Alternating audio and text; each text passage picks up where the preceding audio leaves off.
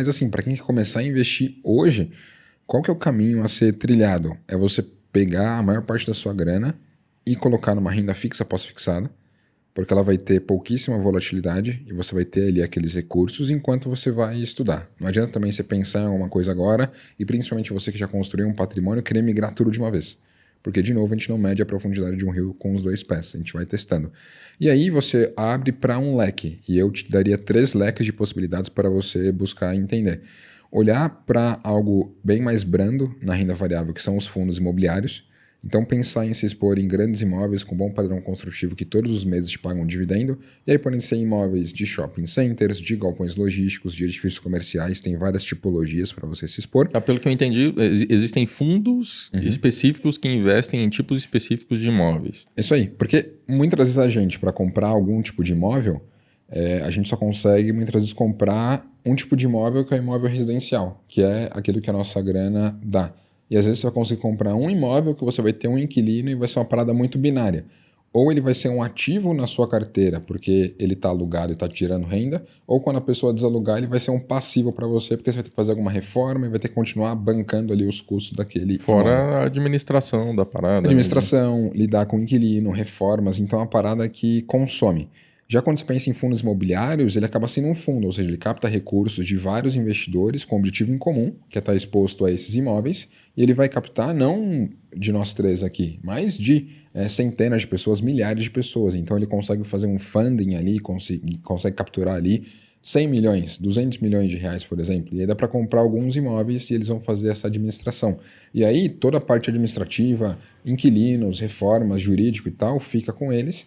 E nós, como investidores, vamos receber 95% do lucro no semestre daquela operação como um todo. Ou seja, todo o aluguel que ele é gerado, 95% do lucro vem para o investidor e geralmente repartido mensalmente isso.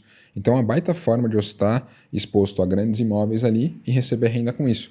Tenho certeza que quem está aqui nos ouvindo, nos vendo, assistiu Chaves.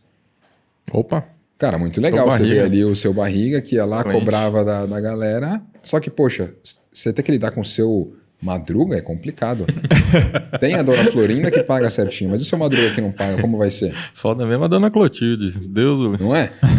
E, tipo, historicamente, eu conheço muitas pessoas que deram certo, que têm mais idade, que investiram em imóveis aqui no Brasil. Né? Muitas fortunas foram feitas assim. E muitas vezes as pessoas só sabiam investir quando eram em imóveis, né? O meu avô mesmo, ele me vê e sabe que eu sou investidor, ele fala, tá, mas quantos imóveis você tem? Tipo, eu tenho vários. É uma parada meio tradicional, né? Mas meio não cultural. diretamente, eu tenho via fundo. Então isso é muito comum no mercado americano, que desde 1960 existe. Aqui no Brasil começou em 93, tem há muito tempo. Mas poucos tinham conhecimento para isso e agora que ele passou a ser mais difundido. Para você ter noção, em 2018 tinham 100 mil investidores de fundos imobiliários. Agora a gente passou de 1 milhão. Porque Caraca. o mercado foi amadurecendo, as pessoas foram entendendo mais como isso funciona. Então, tem essa primeira via que são os fundos imobiliários para você começar. Porque é um ativo que está muito próximo de você entender o funcionamento dele, vai te gerar uma renda todo mês e você consegue ter uma exposição em renda variável. Um segundo passo é você ir para ações de boas empresas. Então, olhar para aqueles negócios que você entende mais. Poxa, eu vejo que energia é muito importante, afinal de contas a gente está aqui e só por conta da energia que a gente está conseguindo gravar isso daqui, eventualmente transmitir e tudo mais. Então eu posso investir em empresas que produzem essa energia, né, fazem a geração de energia, que transmitem isso ou que distribuem isso. Eu posso estar exposto a bancos, por exemplo, que, poxa, em cenário de crise ou não crise, os caras ganham dinheiro. Eu posso estar exposto a companhias de telecomunicação. Todo mundo que está aqui nos vendo, nos assistindo, tem um celular. Esse celular tem que ter uma operadora. E você tem que pagar por essa operadora para você conseguir utilizar. Poxa, será que não faz sentido investir nisso também? Então você tem várias linhas para seguir, seja aqui no Brasil ou mesmo lá fora, que aí o seu leque aumenta absurdamente. Né? Então, enquanto aqui no Brasil a gente tem 400 empresas aproximadamente, lá tem mais de 8 mil. Então você tem negócios bem distintos. E aí Além da diferença das bolsas, né? Aqui, é isso aí. aqui a gente tem uma, né? É uma. Aqui nós temos uma bolsa, que é a B3, lá fora tem várias bolsas, mas o que muda no fim das contas, quando a gente pensa no mercado brasileiro e americano, são o porte das empresas. Geralmente a gente tem empresas aqui no Brasil que elas são relevantes, mas são relevantes num contexto doméstico. Elas são grandes aqui no Brasil. Local. Quando a gente pensa nas empresas americanas, elas são grandes globais. Você pensa na Apple, quantos países ela está presente? Mais de 100.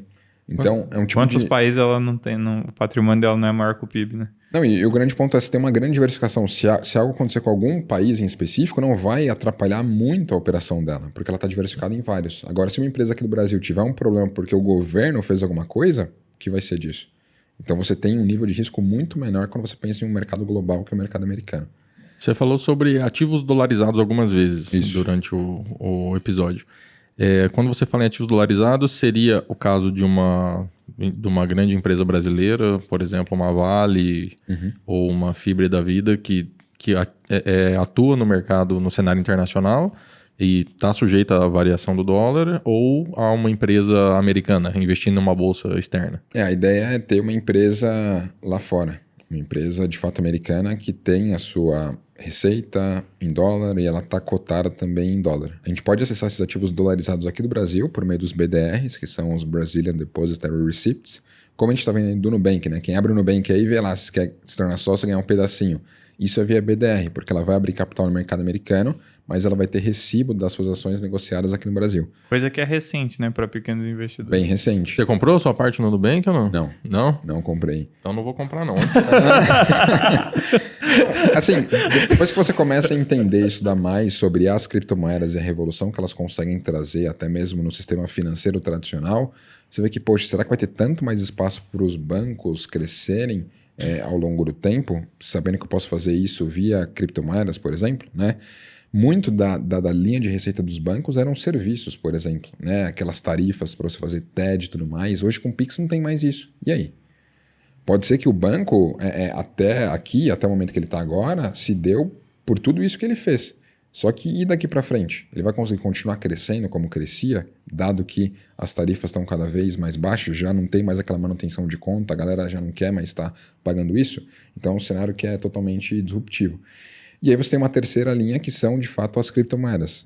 O que eu acho interessante, coloca um pedaço ali em cada uma dessas coisas e vê como elas performam, vê a volatilidade e vê como que você se adere a isso. Porque, de novo, assim como não tem o melhor carro, não tem a melhor carteira. Você tem que ver aquilo que se adere melhor a você. Porque, às vezes, se você tem uma fonte de renda que é muito variável, se é um empresário, por exemplo, sua renda varia muito, com seus investimentos faz mais sentido você ser mais conservador, porque você equilibra, porque a sua fonte de renda já está no risco, é variável. né? A sua grana que você tem aqui, você consegue preservar. E o oposto também é verdade. Você é um funcionário público, você tem uma baita previsibilidade, é um CLT. Cara, às vezes faz mais sentido você correr mais risco com a sua grana, porque você vai equilibrar. De um lado você tem muita previsibilidade e do outro tem mais risco. Por isso que cada carteira ela tem que ser particular.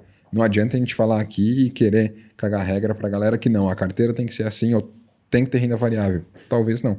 O próprio Flávio Augusto, né, de novo, já falei dele, já falou sobre as suas experiências em bolsa, ele sempre foi muito agressivo. E geralmente as pessoas que são agressivas para negócio, elas tendem a ser para tudo. E aí ele foi muito agressivo também com o mercado de investimentos, investir em opções, e quando teve a crise de 2008, cara, ele perdeu muito, muito, muito dinheiro.